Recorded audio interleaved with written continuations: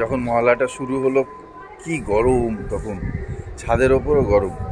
মহালয়া শেষ হতে হতে দেখলাম যে এই হয়ে গেল, যেটা মেঘ এসে গেল, হালকা হালকা বৃষ্টি হলো একটু একটু, আর ওয়েদারটা একদম সুন্দর হয়ে গেল। সবাইকে শুভ মহালয়, গুড মর্নিং। আর সকালবেলায় ছাদ থেকে এসে পরে একটু শুয়ে পড়েছিলাম দুজনে। বেশ ওয়েদারটা বৃষ্টি নেমে গেল, বেশ ঠান্ডা ঠান্ডা হয়ে গেল, খুব সুন্দর লাগছিল। ছাদে বসেছিলাম, হাওয়াটা দিচ্ছিল, ভালো লাগলো। আর মনে হলো যে এত এখন কী করবো, তখন 5:45 বাজে, তো ভালো আর একটু শুয়ে পড়ি। তো শুয়ে পড়েছিলাম, এবার শুলে একটু লেট হয়েই যায়। যাই হোক, এখন বাজে 10টা। ব্রেকফাস্ট করে নিয়েছি। যে ব্রেকফাস্ট হচ্ছে ডিম সিদ্ধ, ম্যাগি, আমাদের চা। এই হচ্ছে যে ব্রেকফাস্ট। ফটাফট ভেবেছিলাম ইডলি করব, ইডলি ব্যাটারটা রয়েছে, কিন্তু টাইম লাগবে বলে আর করলাম না। আজকেই খাওয়া হোক, তারপরে পরে আবার ইডলিটা অন্য দিন করব। আর যে মাথায় একটু ওই কালো হিনাটা, রেশম হিনাটা দেবো, মানে চা পাতাগুলি রেখেছি, মানে ভিজিয়ে রেখেছি, এই যেটা ব্যাঙ্গালোর থেকে নিয়ে এসেছিলাম ওটা দেব। হ্যাঁ, এটা জলটা ঠান্ডা হলে, চায়ের জল, তারপরে ওটা দিয়ে দেব। বাজে এখন 11টা। আজকে সুমিত্রা সব ইয়েতে গঙ্গায় যাবে স্নান করতে, তর্পণ করতে যাবে মেসোমশাই, মানে পায়েলের বাবা। তো ভাবলাম তাহলে একটা জারিকেন দিয়ে আসি, আমার গঙ্গার জলও শেষ হয়ে গেছে। ভেবেছিলাম তো দক্ষিণেশ্বর থেকে নিয়ে আসবো, কিন্তু যাওয়া হলো না, তাই দিয়ে এলাম জারিকেনটা, এক জারিকেন জল এনে দেওয়ার জন্য। যাবেই তো স্নান করতে গঙ্গাতে, ভালোই হবে, ভালো জলটা আনতে পারবে। আর এখন রান্না শুরু করিনি, ফ্রিজ পরিষ্কার করছি। ওই ফ্রিজটা পরিষ্কার করে ওইটার মধ্যে সব জিনিসগুলো শিফট করে দেবো, দিয়ে তারপরে এইটাকে পরিষ্কার করে এটা গঙ্গার জল ছিটিয়ে ইয়ে করে আবার এটাকে যেমন তেমনই রাখবো। তো সেই জন্য সকালেই এটা করছে, আগে করে নিই, তারপরে রান্নার দিকে যাব। রান্নাও বেশি কিছু করব না, তাই জন্য ভাবলাম আগে ফ্রিজটা পরিষ্কার করে নিই, তারপর মাথায় হিনাটা লাগাতে হবে। চলো, আরতি ঝাড় দিচ্ছে বলে আর করতে পারলাম না, যাই করে নিই। দুটো ফ্রিজই পরিষ্কার করে দিলাম, একদম ঝকঝক হয়ে গেছে।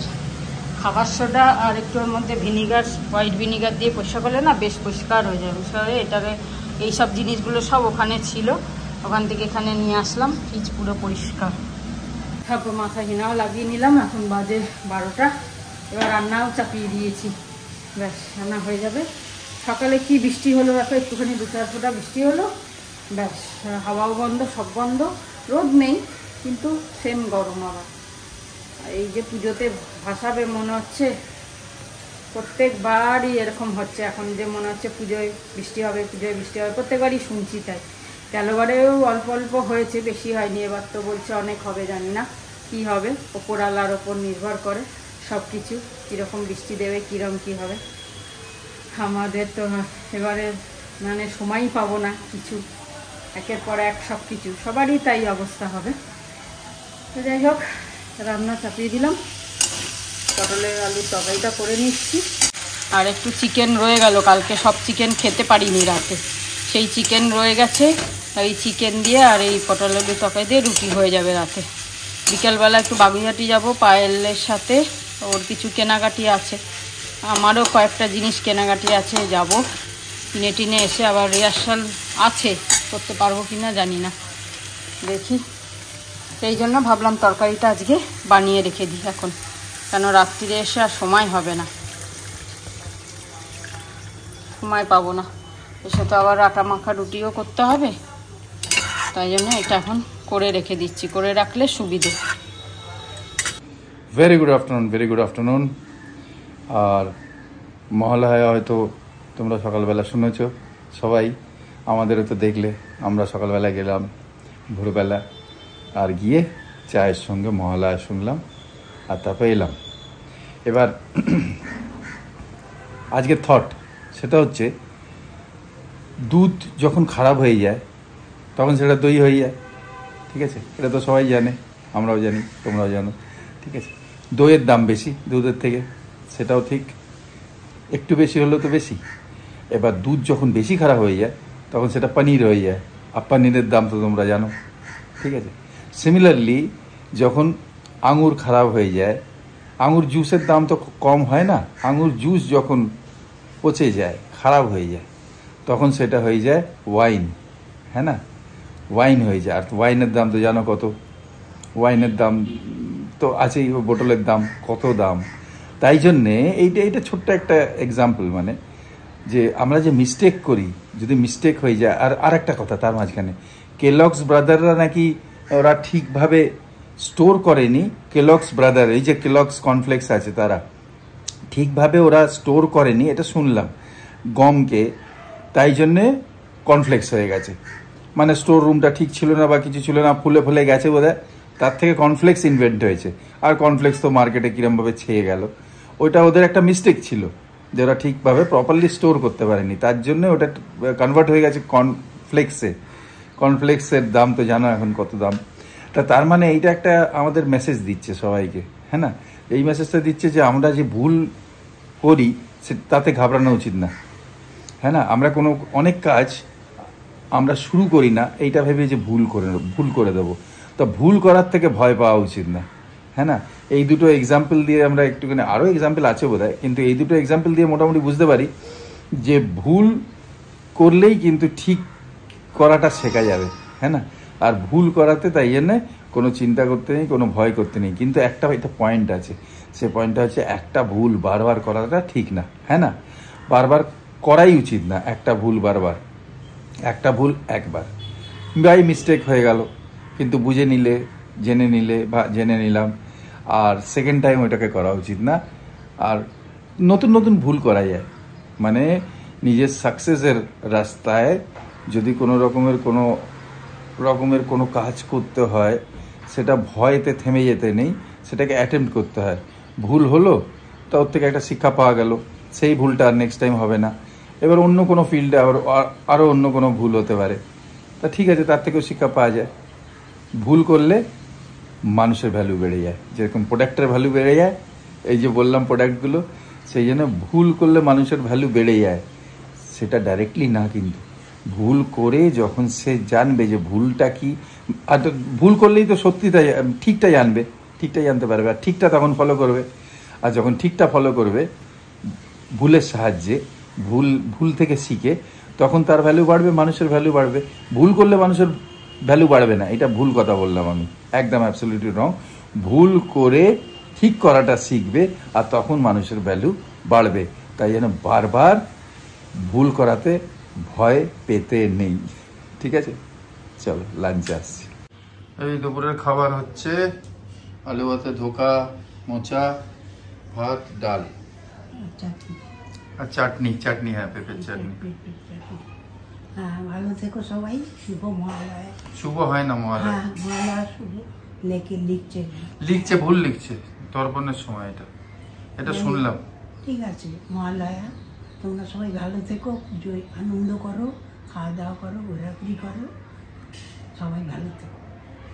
গুড ইভিনিং, বাজে এখন 5:30, বেরোচ্ছি। আজকে বাগুইয়াটি যাচ্ছি পায়েলের সাথে, ওর কিছু জিনিস কেনাকাটি আছে, আর আমিও যাচ্ছি যখন 2-1টা তো কিনবই, আছে কিছু। আর আমাদের নিচে না প্যান্ডেল হয়ে গেছে, তোমাদের দেখাবো, বেশ কি আনন্দ লাগছে। মহালয়া থেকে এই প্যান্ডেল দেখাতে পারবে না, হ্যাঁ লাইট নেই, হ্যাঁ এখন তো তাড়াতাড়ি অন্ধকার হয়ে যাচ্ছে। দেখো ফ্ল্যাটে কি সুন্দর দিয়েছে টুনি, ওদেরও দুর্গাপুজো হয় এই ফ্ল্যাটটায়। যাই হোক, বেরোচ্ছি একটুখানি, আর তারপরে আসছি বিকেলে, দেখি রিহার্সাল হবে কিনা জানি না। ঠিক আছে, চলো আজকে থেকে পুজো মনে হচ্ছে। প্যান্ডেল লেগে গেল, ওই যে কি সুন্দর হচ্ছে রে প্যান্ডেলটা, দারুণ করছে তো। বাহ, ভেতরে ডিজাইনটাও দেখ কি সুন্দর করেছে, হ্যাঁ খুব সুন্দর করেছে। বাহ, অনেকটাই বড় লাগছে, অনেকটা বড়, খুব ভালো হচ্ছে। খুব সুন্দর হচ্ছে। চলো যাক, ভালোই হলো। চলে এলাম আমরা। বাবা এত ভিড় রে, কি দেখো মলকা বাপে কি ভিড়, হ্যাঁ ডুবস করে রে। অভির জন্য টি শার্ট দেখছি, বেশ ভালো লাগছে এগুলো। আর এই যে দেখাচ্ছে, হাই করো, হাই।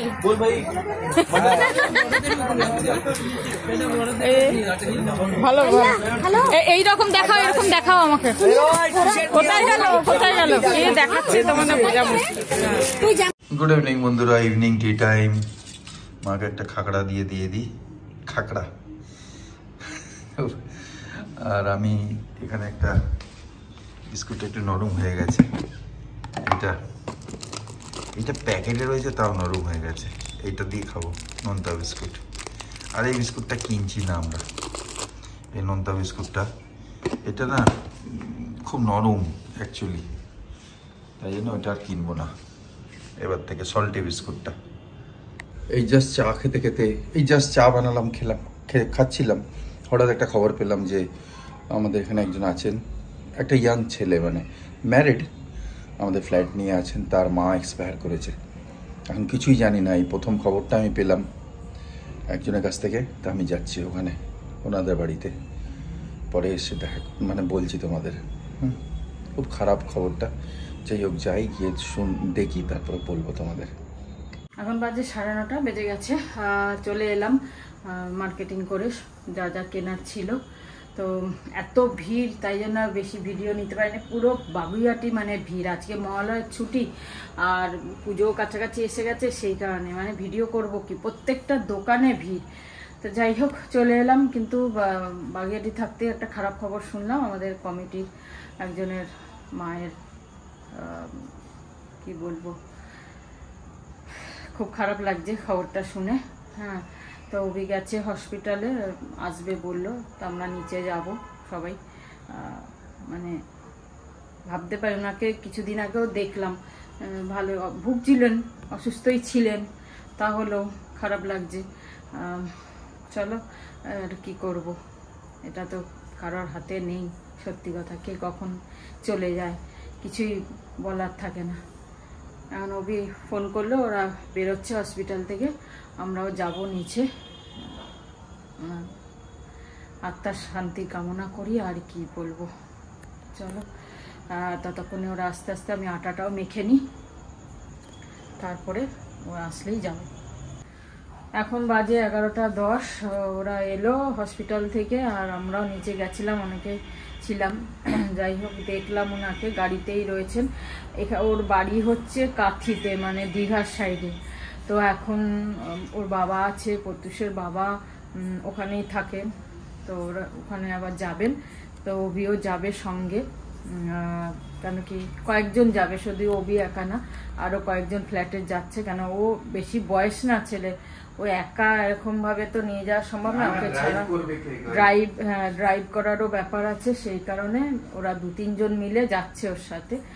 আর বাকি ওদের বাড়ির লোক তো আছেই ওখানে। তো সেই কারণে এখন যেতে যেতে প্রায় বেরোতে 1:15 বাজবে। তাই এখন সবাই বললো আর কি খেয়ে দে, একটু রেস্ট নিয়ে নিতে, কেন গাড়ি চালিয়ে যেতে হবে। কি কিছুটা ও চালাবে, কিছুটা অন্য আরেকজন আছে সে চালাবে, এইসব করে। আর অ্যাম্বুলেন্স তো যাবেই সাথে। তো সেই জন্য আর কি এখন তাড়াতাড়ি খেতে, আমার তো রুটি হয়ে গেছিল, স্নান করে নিল। ভাবলাম স্নান করে নাও, নাহলে শরীর ভালো লাগবে না, এত গরম। তারপরে তো স্নান করে নিয়ে এখন এই খাবে, খেয়ে দিয়ে একটুখানি রেস্ট করুক, তারপরে যাবে। যাই হোক কালকে এডিটিং হবে না, আমি তো কোনোদিন করিনি এডিটিং, আর কালকে এডিট করতে পারবে না, সময় হবে না, কখন আসবে জানি না। সেই কারণে ব্লগটা কালকে যাবে না। এইটা আমরা 2 দিন মিলিয়ে পরশুদিন দেব, ঠিক আছে? যে এরকম একটা সিচুয়েশন হবে তো কেউ ভাবিনি। আর আমি কোনোদিন এডিটিং করি না, সেই কারণে জানিও না, সত্যি কথা বলতে। মানে একটু জানি, সেরকম ভাবে করতে পারবো না হট করে। এখন 11:30 বাজে, দেখলে তো তখন থেকে কিছু আর নিতে পারলাম না, নেওয়া উচিতও না, হসপিটাল এইসব। এখন অনেক লম্বা এক জার্নি, কেন গাড়ি তো 3টে যাচ্ছে, একটা অ্যাম্বুলেন্স আর 2টো আমাদের সঙ্গে গাড়ি যাচ্ছে। এবার ড্রাইভার কম, যারা চালাবে অত ঘন্টা চালাবে, 3.5-4 ঘন্টা তো লাগার কথা। কাঁথি তো অনেক দূর। হ্যাঁ, কাঁথি অনেক দূর, আবার ছেড়েই আবার আধ ঘন্টার মধ্যে আবার ফিরে আসতে হবে, অতটা আরো ড্রাইভ করতে হবে। তা যাচ্ছি। আর ব্লগ তো যেরকম বলে দিল, পাবে হচ্ছে পরের দিন। এডিট কি করে করবো, এসে তো পড়ে যাবো, হয়তো ঘুমোবো, কেন সম্ভব হবে না, দেখা যাক কি হয়। হাই, গুড মর্নিং বন্ধুরা। যারা যাবার আছে, যারা ড্রাইভ করবে, 2টো গাড়ি এখান থেকে যেত, তা বলেছিল খেয়ে দিয়ে শুয়ে পড়ো, কেন কি এত দূর যাওয়া, কাঁথি যাওয়া, আবার ওখান থেকে আবার 1 ঘন্টার পরেই হয়তো আবার ফেরা, অতটা ড্রাইভ। তা শুয়ে পড়েছিলাম স্নান টান করে খেয়ে দে। এখন 12:15 বাজে এখন।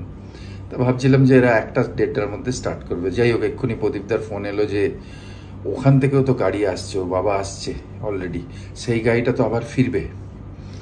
হ্যাঁ, অ্যাকচুয়ালি ওনাকে প্রথমে বলেনি, এরা বলেছে শরীর খারাপ, এসে যান।